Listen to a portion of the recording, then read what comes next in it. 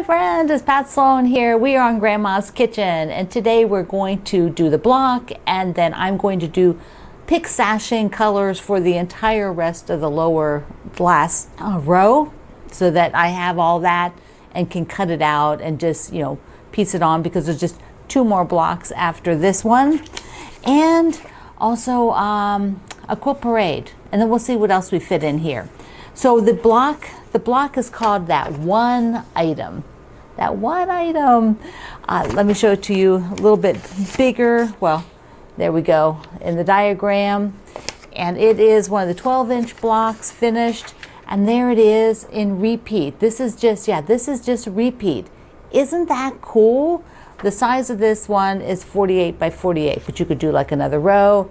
If you wanted a rectangle, you could do, if you wanted wider than 48, you could do another 12 inches and then 2 more rows to keep it make it a rectangle.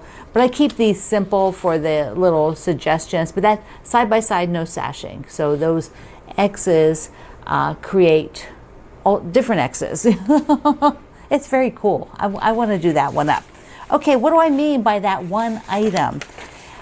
I think for a lot of us, and having listened through to your thoughts on 22 blocks prior to this one, there are a lot of things about your grandparents or those special people in your life that you're honoring while making this quilt.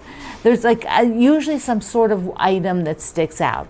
And what's kind of funny for me is that when my Granny and Pappy passed away, they were, well, Granny passed first, and then when Pappy passed, they sort of dissolved the goods in the house between my dad and his brother, and my cousins and my dad went up and brought back things for me and my brothers.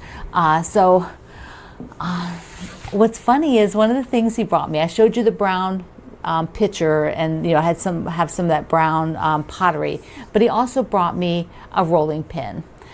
Which I remember her having the rolling pin. I do not remember her ever using it. I think I was fascinated by it because I actually like to bake, and so this was something that interested me to see, and I was really delighted when my dad brought this back for me. So this is kind of like that one special item. Even though I don't ever remember her using it, it was there at the house, and it looks like it was used, And it has the handles and everything are all like, it's not pristine or anything like that, like it was never ever used. That is my item. That's the rolling pin is kind of my item, and sometimes I put it out on display. Other times, I have it back with some other, things that I have from grandparents and great grandparents and stuff. Like I have a little bit of stuff in one shelf in my bedroom cabinet. So that is something that if you have a one item, you can either just tell about it when you share your block, or if you happen to have it, put it in the picture with your block when you share it. We would all really, really love to see it. Also, if you just want to talk about the item, but you're for some reason not sewing the blocks, you can talk about it here in the comments at YouTube or over at the Fireside Chat at Facebook, where you could show a picture of it and talk about it. So that's why I have that group at Fireside Chat, so that we can talk about things where there's no quilt involved, because we stay just pretty much all quilting in the big group because there's too many people for it to kind of go on tangents. So that's how it runs. So I'm looking forward to hearing about the one thing that kind of sticks in your memory, even if you don't own it, but sticks in the memory about those special people in your life. Though it's just so fun. It's such great thing to think about. Okay, first we want to look at the colors as usual, because we are down to the end. This is the last of 3 blocks. So after this one is done, there's just the 2 more blocks, and so it becomes very tight in what colors I want to use. I can't just, I physically could do anything, but I don't want to just go willy-nilly. I want to actually pick colors that bring and make it cohesive, so that colors flow nicely and something doesn't all of a sudden stick out down there, because I've sewn my rows this time as I went along. I'm not waiting to the end, so I don't want to replace or switch blocks. Now if you've not sewn things, you can freely move blocks around that are the same size. Okay, let's take a look. Let's talk about what color to use for this block. I am thinking green because there's heavy green kind of here, and then there's green kind of spread out on that block, and then there's sprinkles of green everywhere else. But those are two blocks that read fairly green, so that's 1, 2, 3, which I think that can handle. So then it's what goes with it. There's a lot of peach down here, so definitely I want white for the kind of where I show white on the diagram. And then we'll look at a couple colors to go with the green, but I want it to be a little bit heavier green. Well, that's my plan. I generally am going to go with these plans unless I put something together that just looks atrocious. So the block. And I pulled the green. I only have 2 greens in this line. And at this point, I am not going to pull any more colors in. I mean, any more different fabrics in, because I just want to keep the fabrics as is. I do have several lights. This is one of them. And I do have this one that's bigger that has these images on it. For here, this is for this part. So, you know, that might be kind of fun because I could fussy cut so that the image is across. So I'm going to leave these both out. Of the greens, the other one is the stripe. And so I want it to be the stronger green. So that, like I said, because I really wanted to kind of read the green. So if it were this stronger green, and then the green would be the dark, where it is, all this dark. And this would then be, you know, across one of them like that. And then the other block would be this 4-patch, right? 2 green and 2 of another color. So originally I thought, oh, for the 4-patch, I could do green and the very lightest aqua that I have right now. But you know, I'm not loving that. I'm not loving that aqua and the green. For some reason, it feels kind of clashy to me. So I thought, well, what about the gray? That feels a lot better. And then remember, the alternate block will be with this guy. And I haven't used gray a ton, so this will be good to bring the gray back. But then I thought, well, maybe not this gray. Maybe zip it up a bit and use the stripe. So yeah, I think that's it. I think that's it. The stripe is it. So the one block will be like this, and one block will be the 4-patch with the stripe. So that's what I'm going to do. I'm going to cut it, but I'll show you how I approach fussy cutting this block for here. So I try to get these circles in the middle of that block. This is a big block. This is a 6.5-inch block. So it won't be like just one circle or one strip like this. It'll be a lot bigger, but I'll see what it looks like. I can always change my mind. I do have what I have. I don't want to use the stripe, but I do have the mix, you know, one with a lot of print on it, but I wasn't really going for that. I wanted something lighter. I have this guy. I don't really want the stripe, and then I have these here. So let me see how it looks. I'll do a little audition with one of these, and we'll see how it looks. So it's the next day of taping. Just like you, when you're working on a project, sometimes it becomes a point in the day where you actually have to go do other things, or you get worn out too much. Both of those happened for me. I was taping on Saturday and it got very late in the day, close to 6 o'clock, and I had to stop to go do other things. So here I am the next day on Sunday afternoon, and it is chilly. It is June 1st, and I'm thinking, oh, supposedly the rest of the week it starts to warm up and we actually get to June, so it might be spring is over, which is fine. I'm kind of ready, although my plants really do like it out there. All right, let's go back to the block. The next thing I have to do is cut these squares, the big squares with this floral. And I wanted to show you what my thought process is for it, because that shape here, it's a square and we're doing sew and flip. And I would like to have angled across here these images, you know, right across there. So that means when I cut, I want to take, and this square is 6.5-inch square, but what I'm doing is taking my diagonal through the center of these florals, right here, like this, through the center of the florals, just like that. But I've got it here. So I've got that lined up. Then I will cut my 2 squares so that, and I've just happened to be holding the ruler this way, but that obviously, I could do it like this, right? So it makes it the same way. Here, let's do it like that. So, so I've got it through the centers, through the centers, through the centers. And that way I have 2 big circles in the middle that'll go right here, right there. So I will do this and then put them on the design board here and audition the squares in the corners so we can see how it looks. With these blocks now, I just did a audition. You took the square like this, which is sew and flip, just flip it over. And if these were directional, then you can check the direction to be sure you've got it rotated correctly. But there it is. There it is. Now, because the block is big and these are going through the center corner, but you know, they don't, if the block was smaller or these were bigger, you might have that more, you know, defined like this. But, you know, it's not quite like that with the block so big. And I'm okay with that. But I still have it nicely lined up, so I'm good. I will sew this up. We can see it all finished up on the wall with the rest. I have the guide beam on my Solaris Vision. Many of the baby locks have a built-in guide beam. And what I do here is I pull this back to be sure that my intersection is where I want it to be, so that I can see here that these 2 points are good and I do not want to change that. So I want to be sure as I sew along, I don't shift or move. And let's take a look. We'll just peek in here.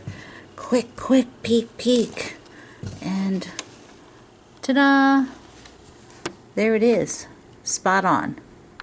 I love how it turned out. Look how cute that is. And it makes this angle here, which I think is really cool. And I love that the green is where it is, those spots. So I'm going to go put it up on the wall here and get the other camera. That pop of green is perfect. That amount of green, that's what I was hoping for. So there it is all together. And I did a little auditioning for the sashing around the flower from last week. So let's take a look at that. And then we will go right into a quilt parade from there. Yay! The block that goes here is last week's, and it has a strip on the top and the bottom, and then the vertical on the right side. So I mocked it up over here, and I had this like pretty much already cut, so I thought, okay, I'm going to use that, and I do want to use this one again, and the other 2 are horizontal, so I think I'll do a vertical here. This is the one I don't like. I don't like it. So I thought, well, maybe I would use this one, because I've used that before. It reads pretty solid, or I could just use what I'm using for background, because that is in the little squares, and whatever it is there will come across against this peach. But also then the white is going to be right against here, and I'm not sure I like that. So I think what I'm going to do is I will just cut a strip of this and lay it down, and we'll see how it looks. I decided to cut it rather than just auditioning it because I was pretty sure I would like it, and I do. I just like it. It needs something a bit calmer than this one. I will keep this one just to see if it works anywhere else, but I think it's probably just going to go in the scrap bag, which is totally fine. Okay, so this is the unit that will go right here. Nice. And remember, there's that stripe. I do have the other one's vertical, and the vertical's up here. And do I have another one? No. So it'll be 3. It'll be 1, 2, and then 3. We'll start out with Amy, who says that her grandma Hannah, and Hannah means flower in Japanese, is who inspired her block. It's so pretty. Those are poppies in the red squares. I love that. Using those special fabrics. Bill's grandma had a veggie garden and flowers, and they had a 200-foot driveway with forsythia all along it. Oh my gosh, how gorgeous that must be. Just beautiful. Next we have Carol's, and her grandma was named Rose, and so there was rose things all over the place. So of course, very fitting, her block has a rose in the middle. Oh, love that. Cindy said that her block is devoted to a fern peony plant, and that fern peony was her grandma's, and then it was split and moved, and so this is her memory of flowers. And it's so awesome when those of you who have flowers given to you by family and friends. I have some from friends. They're very special. Connie's grandma loved pink bleeding hearts, and she had them by the front door. So, of course, her flower is pink. Love that. And look at, she did 2 different fabrics for the basket that it sits in, little pot it sits in. That is so sweet. Estelle is doing a study in blue. Look how beautiful her blue block is. And I love that center on the flower with the little speckles. That's very cool. Etna's block is red on pink with green stripes. Oh, and gingham, all the things. It's so darling. I love it. Jane said that both her grandmas had flower gardens, and one loved gladiolas and one loved pansies. Now, you can always read everybody's stories, which are much longer often than my recap, when you go to Quit Along with Pat Sloan at Facebook. Joan's grandma had veggie gardens. So a lot of your grandmas had veggie gardens. Look how beautiful her block is. I love it. Catherine said that she has irises from her grandma. Look at the fabric she fussy cut for the pot. It says best friends. It's like one of those hearts, like 2 halves. You each get a half. How sweet. And then she did a kitty instead of the phone over there. So clever. See, Kim's block with the great big buffalo plaid. Oh, that is so cool. Now, she did show her full thing. I didn't capture that, but she used the buffalo plaid for the phone block too, as just the fabric so that she could use it. That was very cool.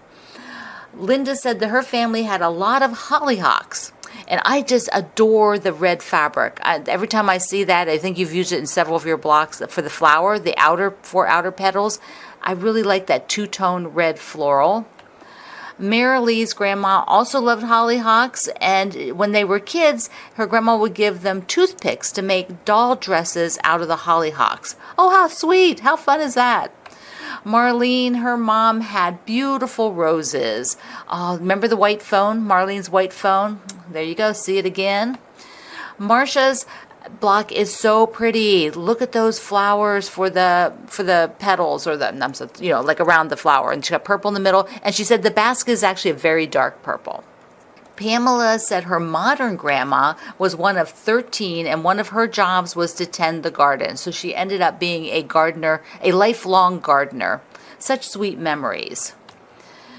Ruth's grandma had a white peony that was the last gift from her grandpa. Aw, and that both Ruth and her mom have some of the sections of the peony. And I think she said that it is just blooming this year for the first time in her garden.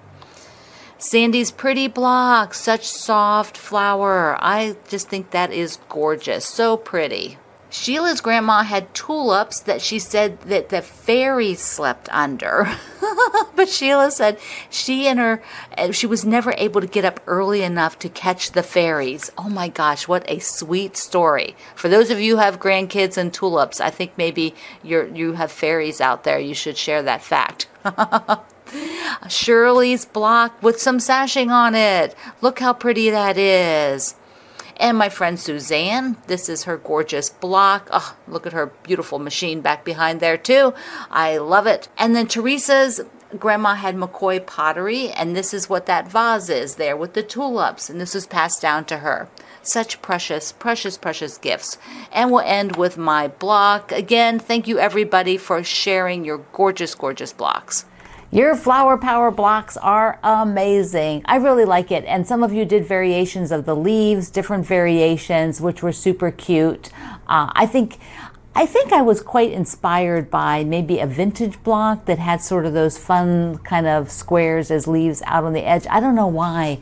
I remember that. Of course, I designed that block quite a while ago, so I don't really remember. Okay, so that one special thing, mine was my grandma's rolling pin, and it's green. I just realized that when I was working just now. I thought, oh, see, it's got the green handle on it. So I think that's so perfect. Also, I want to remind you that doing just 16 blocks will give you a 48 by 48, which I think is really a great baby quilt size. So this would be super cute. You could use like a fabric, like a novelty print, or if you have a really darling like baby print.